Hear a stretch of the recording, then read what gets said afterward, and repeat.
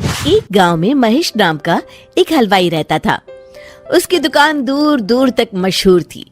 आसपास के सभी गांव वाले महेश की दुकान से ही मिठाई लेते थे। भाई मजा आ गया, क्या लजीज रबड़ी है। ये लड्डू भी लीजिए, शुद्ध देसी घी के हैं, आज ही बनकर आए हैं। लाओ भाई लाओ, 1 किलो लड्डू भी पैक कर दो। महेश का एक बेटा था रवि। रवि ने पढ़ाई छोड़ दी थी और वो दिन भर घर में ही बैठा रहता था। उठ बेटा रवि, आज मेरे साथ दुकान पर चल। मैं वहाँ क्या करूँगा पापा? अरे दुकानदारी सीख बेटा, आगे चलकर ये सब तुझे ही तो संभालना है। मुझे ये सब कुछ नहीं संभालना, मैं वीडियो गेम खेलूंगा, फिर दोस्तों के साथ बाहर जाऊंगा। हे भगवान, इसे थोड़ी अक्ल दे दो। ऐसे ही चलता रहा तो आगे न जाने इसका क्या होगा। महेश बड़बड़ाता हुआ दुकान चला जाता है। दुकान पर ओ घसीटाराम, मुझे थोड़े चक्कर आ रहे हैं, जरा पानी तो लाना। जी मालिक।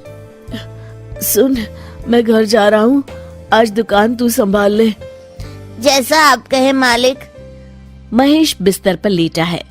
आपको बहुत तेज बुखार है, 1 हफ्ते बेड रेस्ट करनी होगी और ये दवाइयाँ लेनी होगी। हाय राम, ये क्या हो गया आपको? मैं तो 1 हफ्ते में ठीक हो जाऊंगा, पर दुकान कौन संभालेगा? आप फिक्र ना कीजिए जी, मैं रवि को समझाकर दुकान भेज दूंगी। आप बस जल्दी से अच्छे हो जाइए जी। अगले दिन रवि दुकान पर पहुंचता है। आइए आइए मालिक, मैं आप ही का इंतजार कर रहा था। क्यों?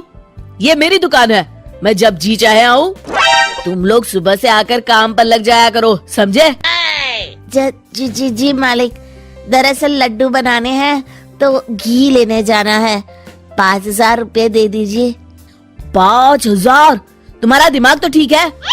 इतने महंगे लड्डू बनाएंगे तो मुनाफा क्या होगा? पर देसी घी भी तो बहुत महंगा है ना मालिक। क्या जरूरत है देसी घी की? डालडा ले आओ। पर मालिक। मुझसे बहस मत करो, जितना कहा गया है करो। और क्या क्या बन रहा है? मावे की बर्फी मालिक। मावा मावा मावा, हाँ। तभी उसकी नजर एक डब्बे पर पड़ती है। ये क्या है? ये रवा है मालिक। एक काम करो, हर 1 किलो मावा में 200 ग्राम रवा मिला दो।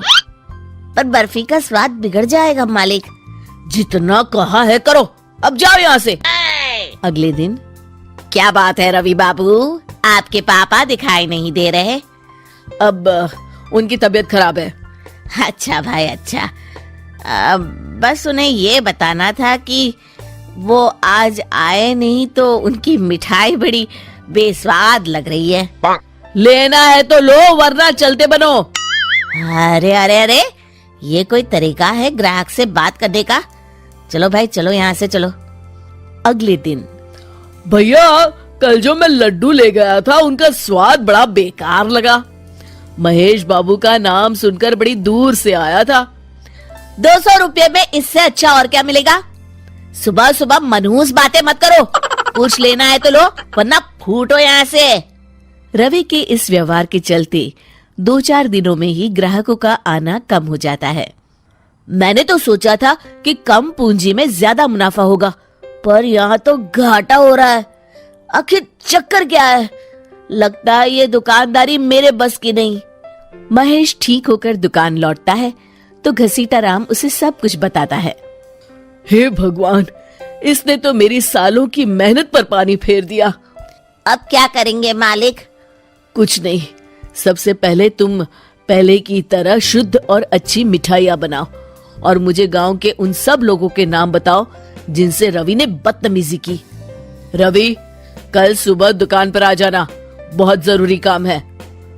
मुझे नहीं आना, मैंने 1 हफ्ता दुकान संभाल ली है, अब संभालो आप। दुकान तो तूने जैसे तैसे संभाल ली, पर सीखा कुछ नहीं। कल तुझे बहुत जरूरी सीख देनी है। रवि पैर पटकता हुआ बाहर चला जाता है। अगले दिन। ये ले, ताजी शुद्ध मिठाइयाँ। मैं इतनी मिठाइयों का क्या करूं?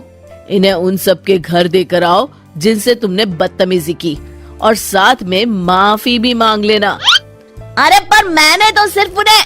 बेटा, घर आया मेहमान और दुकान पर आया ग्राहक भगवान के समान होता है। अब तू जल्दी जा और कल से कमाल देखना। रवि उन सभी 4-5 लोगों के यहाँ जाकर मिठाई देता है और माफी मांगता है। अगले दिन दुकान पर ग्राहकों की भीड़ लग जाती है। मान गए महेश बाबू, आपने तो आते ही घर तक मिठाई भिजवा दी। बस मेरे बेटे की गुस्ताखी को माफ कर देना भाई, उसमें अब तक बचपना है। हाँ हाँ, आपके लड्डू के बदले हर चीज की माफी है। भाई आज तो मेरे पड़ोसी भी आपकी उदारता देख के दंग रह गए। इतनी बड़ी दुकान के मालिक का बेटा घर तक माफी मांगने आया। भाई रिश्ते निभाना तो कहीं आपसे सीख है। बस आप लोगों की दया है। ताजी रसमलाई आई है, लेंगे आप? हाँ भाई हाँ, 200 ग्राम पैक कर दो। शिक्षा, सफलता पाने के लिए ईमानदार और विनम्र होना बहुत जरूरी है।